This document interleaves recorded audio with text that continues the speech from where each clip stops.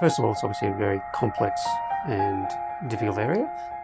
One of my concerns, if the legislation is passed and abortion is removed from its current place in the criminal code, that'll obviously create a vacuum, and there'll need to be some form of legislation that will regulate termination of pregnancy. I think it behoves the government to take into consideration that there are many people that are affected by this legislation.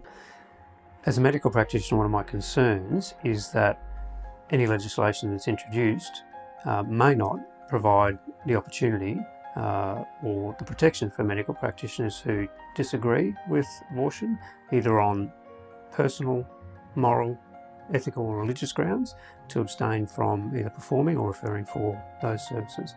I think being able to exercise conscience as a medical practitioner is one of the fundamental rights that we should have in a democratic society, particularly where we're seeking as best as possible to do no harm.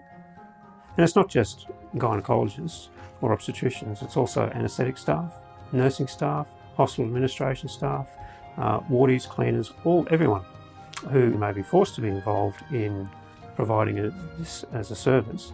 The government has, and our elected representatives have had the opportunity to exercise their conscience when it comes to this vote. I think it would be quite reasonable for them to afford the same right to those who are actually going to have to deal with the outcomes of this legislation.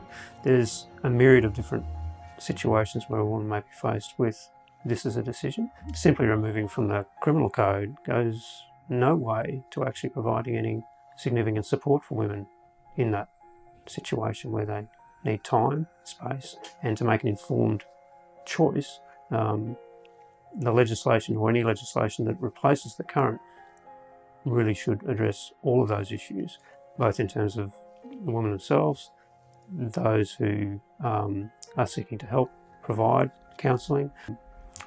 All of that needs to be taken into account before changes should be made, in my opinion.